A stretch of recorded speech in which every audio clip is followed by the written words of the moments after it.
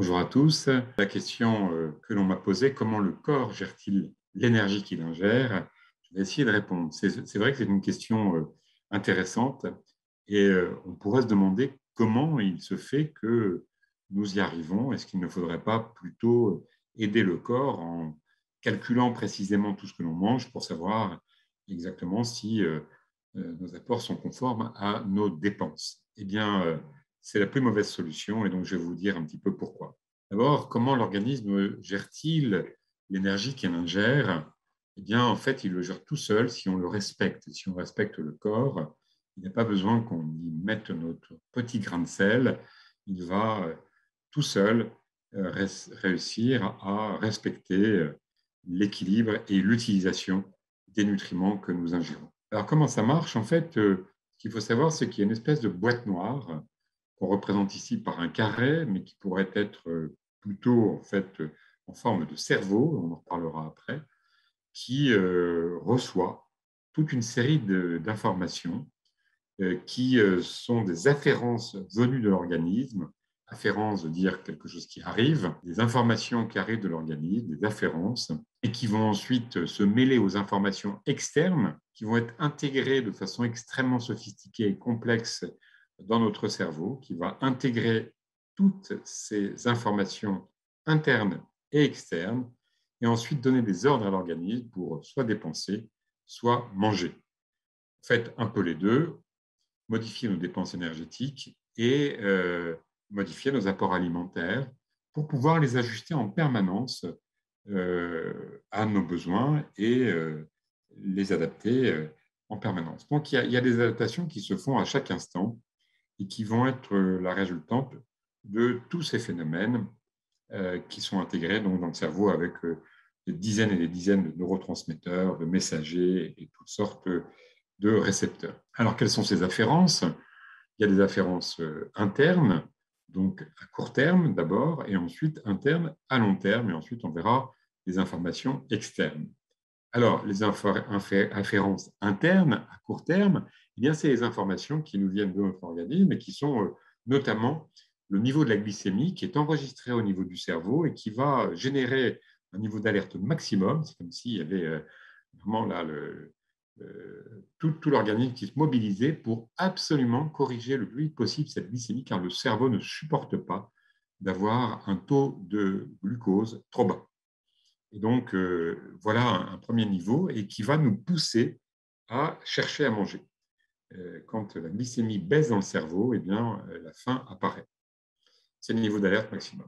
Et puis, il y a d'autres informations à court terme qui viennent du tube digestif en interaction avec le contenu du tube digestif qu'on appelle le microbiote, c'est-à-dire toutes les bactéries, les 100 000 milliards de bactéries qui sont dans notre intestin et qui sont en fait un informateur, on ne va pas dire un mouchard, un informateur, qui est relié au cerveau par des connexions nerveuses, par des messages hormonaux, par des informations métaboliques, et tout ceci passe par le sang, la lymphe, et par toute une série de molécules qui vont informer le cerveau sur l'état digestif instantané. Quelles autres afférences sur le long terme, afférences internes? Bien, il y a deux autres niveaux d'informations qui parviennent au niveau du cerveau. C'est d'abord le niveau des réserves, et les réserves, c'est le tissu adipeux. Le tissu adipeux doit être maintenu stable car l'organisme a besoin de ce tissu adipeux qui est très utile parce qu'il a d'abord des effets, un rôle de réserve énergétique et ça c'est utile, mais également il est un réservoir d'hormones, de cytokines, d'adipokines qui ont des effets physiologiques importants. Et donc, le poids du tissu adipeux est maintenu stable, c'est ce qu'on appelle le set point ou le pondérostat. L'informateur, en l'occurrence, est une hormone qui s'appelle la leptine, qui a été découverte en 1994, donc c'est déjà assez ancien.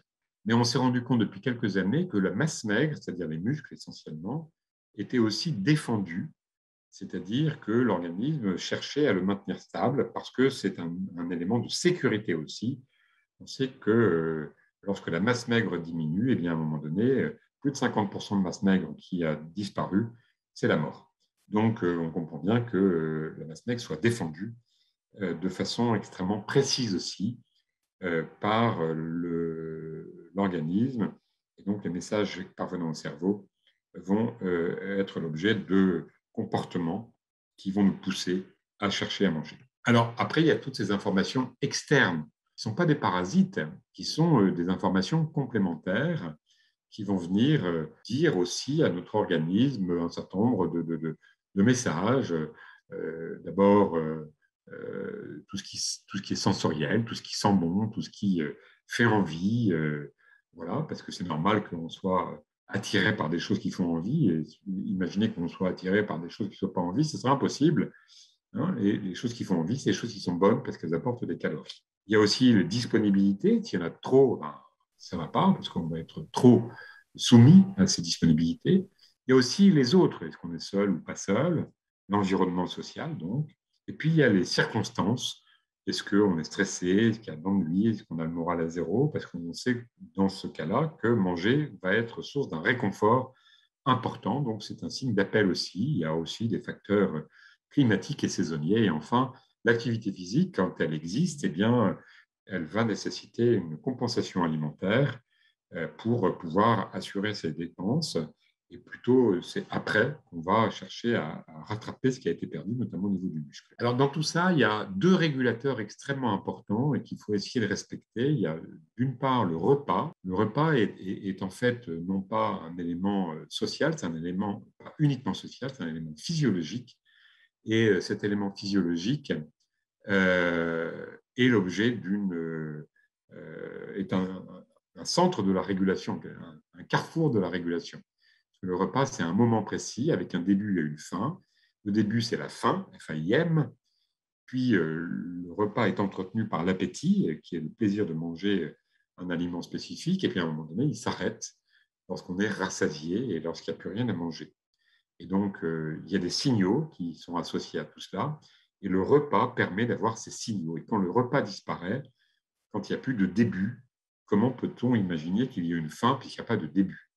Entre deux repas, il y a le moment de satiété qui est un état neutre dans lequel on n'est pas spécialement attiré par le fait de manger, sauf s'il y a une stimulation forte ou des facteurs psychologiques qui interfèrent. Enfin, l'activité physique, enfin, deuxième régulateur, l'activité physique, qui est aussi un régulateur très important, puisque l'activité physique va permettre d'augmenter à la fois les dépenses et les apports alimentaires avec beaucoup plus de précision que quand on est sédentaire. Quand on est sédentaire, eh bien, l'organisme a beaucoup de mal à savoir ce qu'il faut manger sur le plan quantitatif. Alors, regardons du côté des dépenses, parce que les dépenses sont tout à fait importantes à considérer.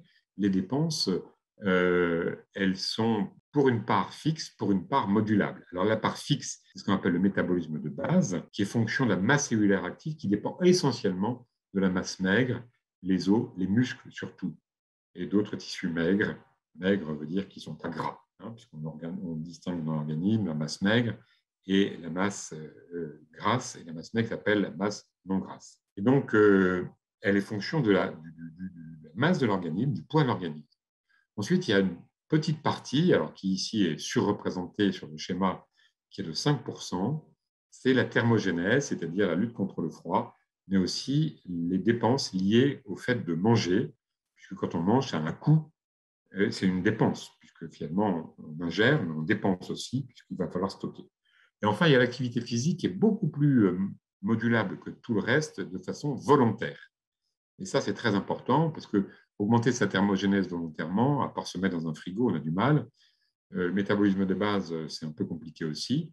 Mais l'activité physique, et ça peut être des variables d'ajustement absolument considérables puisqu'on peut doubler ses dépenses énergétiques. Et donc, les dépenses sont un élément très important. Alors, quand survient un déséquilibre, eh bien, ce n'est pas quand on mange plus que ce qu'on dépense, c'est quand on mange plus que ce qu'on dépense de façon régulière. Parce que manger plus que ce qu'on dépense, ça arrive à tout le monde. Un jour ou l'autre, voilà, on a un écart alimentaire qui existe. Et donc, il arrive que on mange plus, mais le lendemain, on va corriger en mangeant moins. Et donc, quand est-ce que s'installe un déséquilibre? Eh bien, le déséquilibre ne s'installe pas quand on mange plus que ce que l'on dépense une fois, mais quand on dépense plus que ce que l'on dépense de façon régulière, de façon répétée. Parce que si on ne peut pas corriger le lendemain, parce que le lendemain ou le repas suivant, il y a à nouveau un excès, là, on comprend bien qu'il va y avoir un stockage qui va survenir. Donc, le problème, ce n'est pas de manger plus que ce que l'on dépense occasionnellement, c'est de le faire de façon régulière. Normalement, ce qui se passe, c'est qu'il y a un équilibre. On mange un peu plus, on dépense un peu moins, on mange un peu plus, on dépense un peu moins, et vice-versa. Et donc, on mange un peu plus, on mange un peu moins, on mange un peu plus, on mange un peu moins, on mange un peu plus, on mange un peu moins. Tout ça, ça s'équilibre. Et donc, normalement, c'est spontanément que nos apports fluctuent de façon tout à fait régulière. Dans le cas d'excès répétés, eh bien, cette fluctuation est en déséquilibre et va entraîner un stockage. Donc, le stockage survient quand les apports alimentaires sont supérieurs aux dépenses énergétiques, tandis que quand les apports alimentaires sont égaux aux dépenses énergétiques, il n'y a pas de stockage. Quels que soient les apports glucidiques et lipidiques, quelle que soit la source. Autrement dit, en situation normale, quand les apports alimentaires égalent régulièrement les dépenses énergétiques, il n'y a pas de stockage, quels que soient les apports glucidiques et lipidiques. C'est-à-dire que ce qui compte, c'est les calories par rapport aux calories, les calories ingérées par rapport aux calories dépensées, quelle que soit l'origine des calories. Quand il y a une égalité, eh bien, il n'y a pas de problème.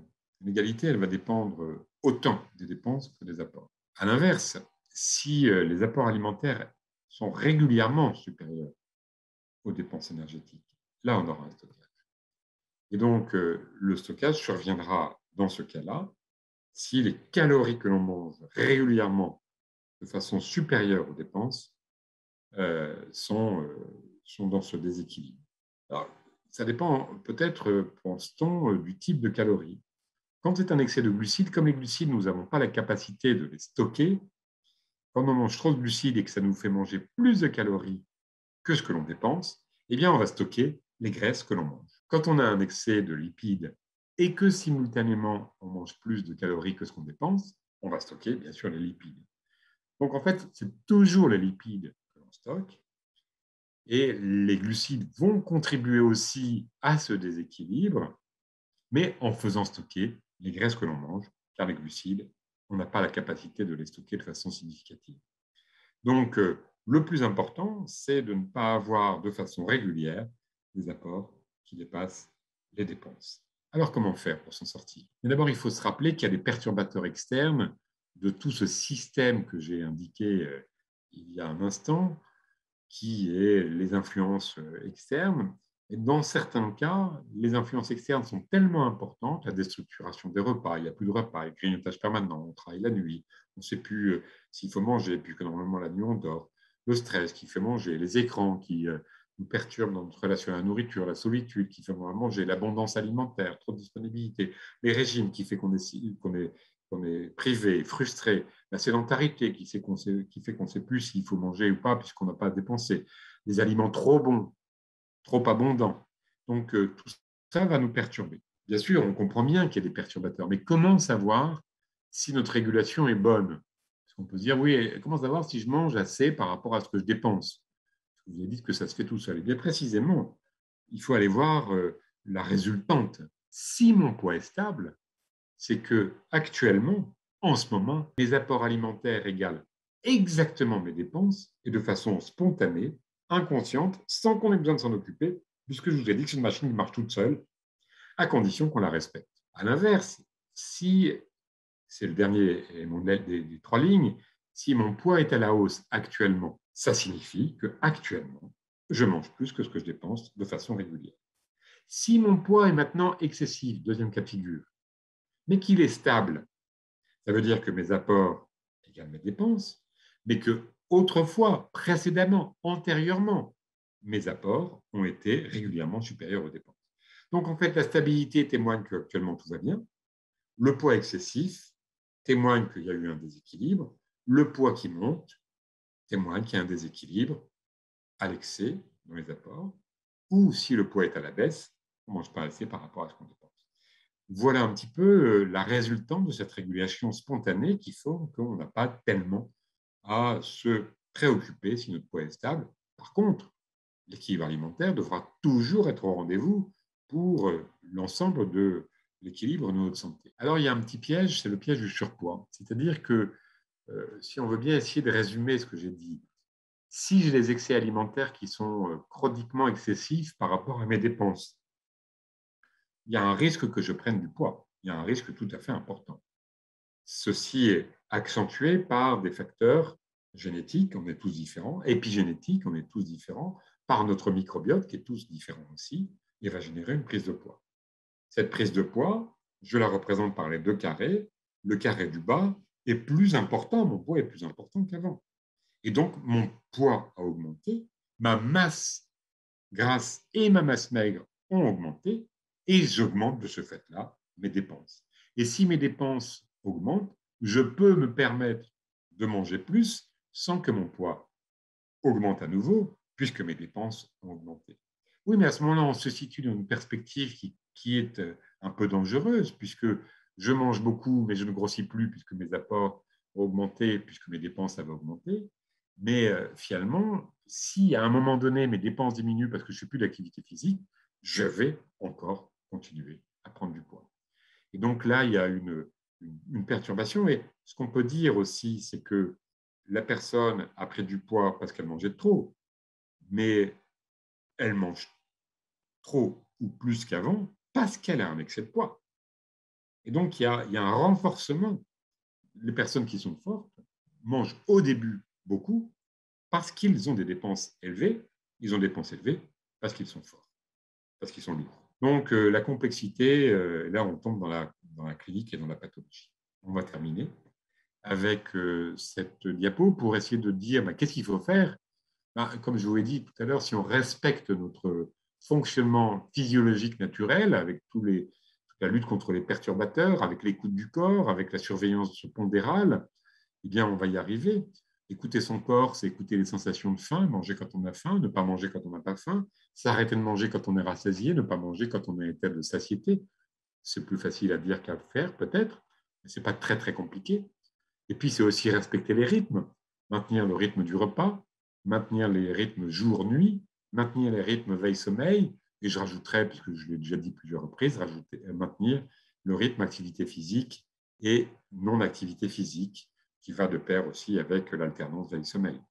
Donc voilà toute une série de conseils simples qui nous permettent normalement de pouvoir équilibrer parfaitement nos apports et notre organisme pourra gérer parfaitement l'énergie qu'il demande. Voilà ce que je voulais vous dire aujourd'hui. Je vous remercie de votre attention et je vous souhaite une bonne journée, une bonne continuation.